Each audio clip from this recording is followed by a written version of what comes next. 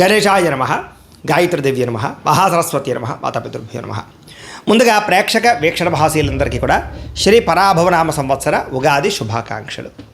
ఈ సంవత్సరం ద్వాదశ రాశుల వారికి కూడా సకల ఐశ్వర్య భోగభాగ్యాలు కలగాలి అని, సమస్త కోరికలు తెరవాలి అని, సకలగా శుభాలు జరగాలి అని మనస్ఫూర్తిగా అమ్మవారిని ప్రార్థన చేసుకుంటూ ఇప్పుడు మనం ద్వాదశ రాశుల వారికి కూడా ఈ ఉగాది తర్వాత ఏ రకంగా ఉండబోతుందో తెలుసుకునే ప్రయత్నం చేద్దాం. అయితే నేను ఉగాది ఫలితాలు, రాశి ఫలాలు చెప్పే ముందర ముఖ్యంగా ప్రేక్షకులకి చిన్న గమనికగా చెప్పదగింది ఏమిటంటే కనుక, ఈ ఉగాది ఫలితాల్లో ఆదాయ వ్యయాల గురించి, రాజపూజ్య అవమానాల గురించి చెబుతూ ఉన్నప్పుడు సమయంలో చాలామందికి అనేక రకాల అనుమానాలు వస్తూ ఉంటాయి. కాబట్టి వాటి గురించి ముందుగా చెప్పిన తర్వాత నేను ఫలితాలు చెప్పే ప్రయత్నం చేస్తాను, కాబట్టి శ్రద్ధగా వినండి.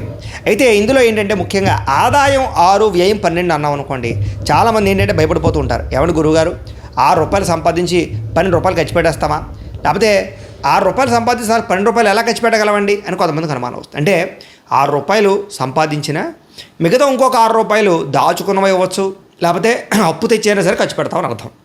అంటే 12 రూపాయలు ఖర్చు పెట్టేస్తావు సంపాదించే దానికన్నా, అది ఇల్లు కట్టడమో, వ్యాపారం పెట్టడమో, లేదా ఇంట్లో శుభకార్యాలు చేయడమో, ఇలాగేదో పెద్ద పెద్ద ఇన్వెస్ట్మెంట్ చేస్తారని అర్థం చేసుకోవాలి.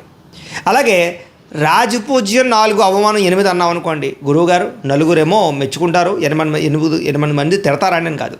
అంటే దాని అర్థం తిట్టడం కాదు. అంటే ఒక నలుగురు మీరు ఎదుగుతుంటే సంతోషించే వాళ్ళు ఉంటే, 8 మీరు ఎదుగుతుంటే ఓరవలేని వారు, శత్రువులు లేదా నరదిష్టి నరఘోష ఎక్కువగా ఉంటుందని అర్థం చేసుకోవాలి. కాబట్టి ఈ రకంగా ద్వాదశ రాశుల వారు కూడా ఈ విషయాన్ని ముందుగా అర్థం చేసుకోవాల్సిందిగా తెలియజేస్తూ ఇప్పుడు మనం ముఖ్యమైనటువంటి ద్వాదశ రాశుల వారి యొక్క సంవత్సర ఫలితాలు ఎలా ఉన్నాయో తెలుసుకునే ప్రయత్నం చేద్దాం. ఇక మీనరాశి వారికి సంబంధించినటువంటి పరాభవనామ సంవత్సర ఉగాది ఫలితాలు ఎలా ఉన్నాయో చూద్దాం. అయితే ఎవరెవరి మీనరాశిలోకి వస్తారయ్యా అన్నట్లయితే కనుక, పూర్వాభాద్ర నక్షత్రం 4వ పాదం వారు, ఉత్తరాభాద్ర నక్షత్రం 1, 2, 3, 4 పాదాల వారు, రేవతి నక్షత్రం 1, 2, 3, 4 పాదాల వారు కూడా ఈ మీనరాశిలోకి వస్తారు. కాబట్టి మీనరాశిని చూసుకోండి. ఇక పేరును బట్టి చూసుకునేటటువంటి వారు మీ పేరులో మొట్టమొదటి అక్షరం కనుక ది, దు, షియం, జ, ధ, దే, దో, చ, చి ఈ అక్షరాలతో మీ పేరు ప్రారంభమైతే మీ అందరిది కూడా మీనరాశి అవుతుంది. కాబట్టి మీనరాశిని చూసుకోండి. ఈ సంవత్సరం మీకు ఆదాయం 14, వ్యయం 11గా కనపడుతుంది. అంటే బాగా డబ్బులు సంపాదించగలుగుతారు, కానీ ఖర్చు కూడా సమానంగా కనపడుతోంది. అయితే దాచే వ్యవహారం, ఇన్వెస్ట్మెంట్ చేసే అవకాశాలు, పాలసీలు కట్టే అవకాశాలు, భూములు కొనే అవకాశాలు, బంగారం మీద కానీ లేదా షేర్లో కానీ డబ్బులు పెట్టే అవకాశాలు ఎక్కువ ఉన్నాయి. కాబట్టి షేర్లో డబ్బులు పెట్టేటువంటి మాత్రం జాగ్రత్త తీసుకోండి, జాగ్రత్త. ఇక ఈ రాజపూజ్యం 7గా కనపడుతోంది, అవమానం 2గా కనపడుతుంది. ఈ సంవత్సరం ప్రజలు మెచ్చుకునే వాళ్ళు బాగా పెరుగుతున్నారు, మిమ్మల్ని ఇష్టపడేవాళ్ళు, బాగా ప్రేమించేటటువంటి వారు, మీకు సపోర్ట్ చేసేవారు, మీరు ఎదుగుతుంటే ఆనందించే వాళ్ళు బాగా పెరుగుతున్నారు. అలాగే మిమ్మల్ని ఇబ్బంది పెట్టేవారు, శత్రువులు చాలా శాతం తగ్గుతున్నారు. కాబట్టి ఈ సంవత్సరం ప్రజా ఆదరణ బాగా కనపడుతుంది అని చెప్పచ్చు. ఇక ఈ సంవత్సరం మీ గోచారం చూసుకున్నట్లయితే కనుక, గురుడు జూన్ 1వ తారీఖు దాకా కూడా చతుర్థ స్థానంలో సంచరించి జూన్ 2వ తారీఖు నుంచి పంచమ స్థానంలో సంచారం చేస్తూ ఉన్నాడు. శని ఈ సంవత్సరం అంతా కూడా జన్మస్థానంలోనే సంచారం చేస్తున్నాడు. రాహుకేతువులు డిసెంబర్ 5వ తారీఖు దాకా కూడా జన్మ సప్తమ స్థానంలో సంచారం చేసి డిసెంబర్ 6వ తారీఖు నుంచి ద్వితీయ అష్టమ స్థానంలో సంచారం చేస్తూ ఉన్నారు. ఈ కారణంగా ఈ సంవత్సరం మీకు ఎలా ఉండబోతుందయ్యా అన్నట్లయితే కనుక, కొంచెం ఇబ్బందికరమైన వాతావరణము, ప్రతికూలమైన పరిస్థితులు ఉన్నాయి. కారణం ఏంటంటే ఏలినాటి శని జన్మలో ఉన్నాడు కాబట్టి ఎక్కువగా ఇబ్బంది పెడుతూ ఉన్నాడు. కాబట్టి ఈ సంవత్సరం తప్పుడు నిర్ణయాలు తీసుకోవడం మంచిది కాదు. గొడవల జోలికి వెళ్ళకండి, ఆరోగ్యం పట్ల జాగ్రత్త తీసుకోండి, డబ్బుల విషయంలోనూ ఖర్చుల విషయంలోనూ జాగ్రత్త తీసుకోండి, కుటుంబ విషయాల్లో కానీ లేదా ప్రేమ కలాపాలు, కామ కోరికల విషయంలో జాగ్రత్త తీసుకోండి. ఈ సంవత్సరం అంతా కూడా ప్రతి విషయంలోనూ జాగ్రత్త తీసుకోవాలి.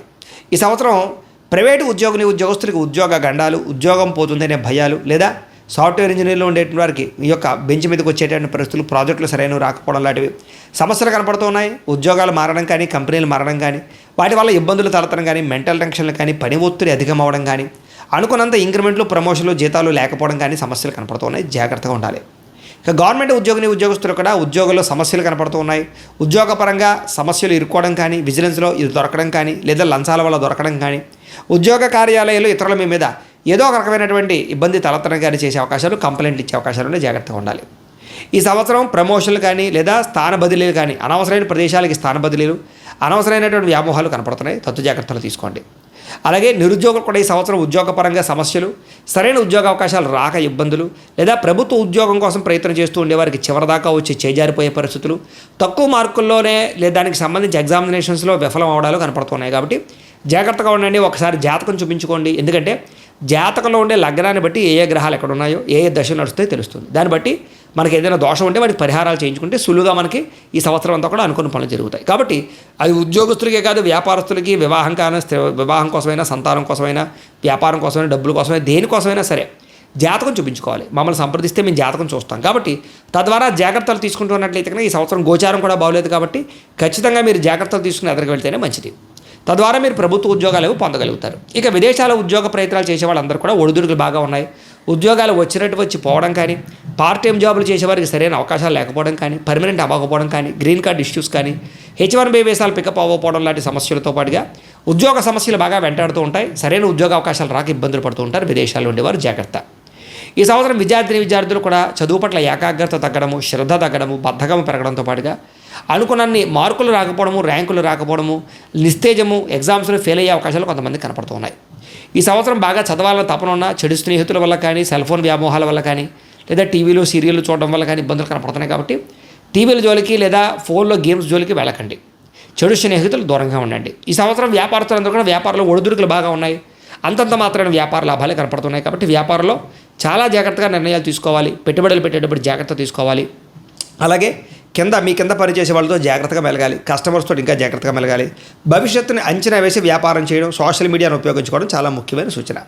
వ్యవసాయదారులకి ఈ సంవత్సరం అంతంత మాత్రమైన పంట లాభాలే కనపడుతూ ఉన్నాయి. వ్యవసాయంలో స్వల్ప నష్టాలు కనపడుతున్నాయి. చీడ వల్ల, పురుగుల వల్ల, గిట్టుబాటు ధర రాక, వాతావరణం సమస్యల వల్ల కూడా వ్యవసాయాలు ఇబ్బందులు కనపడుతున్నాయి. కాబట్టి వాటి విషయంలో జాగ్రత్తలు తీసుకోండి. అలాగే మీరు పండించిన పంటను మీరే అమ్ముకోవడానికి ప్రయత్నం చేయండి.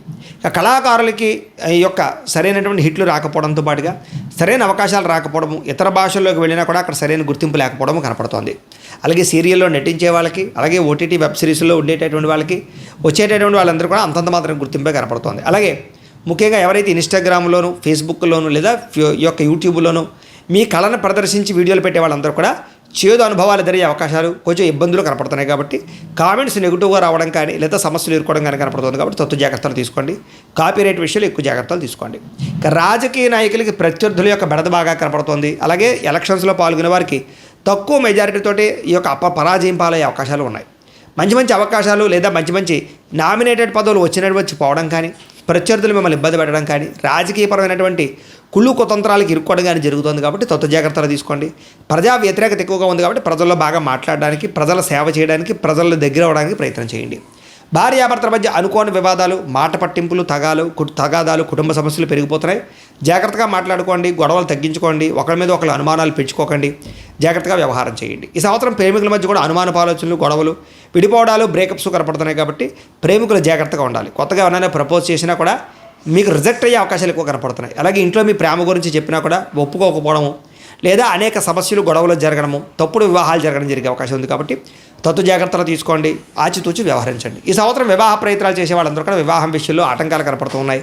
సంబంధాలు కుదిరి ఆలస్యం అవ్వడం కానీ, వెనక్కి వెళ్ళడం కానీ, సరైన సంబంధాలు రాకపోవడం, వచ్చిన దాన్నే కాంప్రమైజ్ అవ్వడం వల్ల ఇబ్బందులు కనపడుతున్నాయి. కాబట్టి ఖచ్చితంగా జాతకం చూపించుకోండి.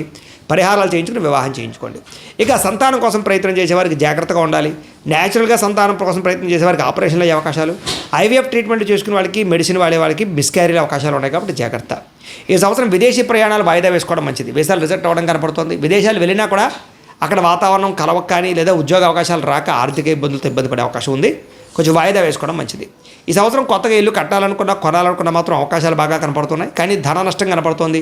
అలాగే తక్కువ ఖరీదు భూముల్ని, తక్కువ ఖరీదు గృహాలు, ఎక్కువ ఖరీదు కొనుగోలు చేసే అవకాశాలు ఉన్నాయి. లోన్ల విషయంలో జాగ్రత్త. పర్మిషన్ విషయంలో జాగ్రత్త. ఈ సంవత్సరం భూ క్రయ విక్రయాలు జరిపే విషయంలో జాగ్రత్త తీసుకోండి. అనవసరంగా భూములు అమ్మితే నష్టపోవడాలు, భూములు కొనేటప్పుడు లిటిగేషన్ భూములు కొనాలు, లేదా పెద్దల నుంచి సంక్రమించవలసిన భూములు రిజిస్ట్రేషన్ విషయంలో ఆటంకాలు కనపడుతున్నాయి. కోర్టు వివాదాలు పరిష్కారం అవ్వకపోవడం మీకు మనశ్శాంతి లేకుండా చేస్తుందని చెప్పచ్చు.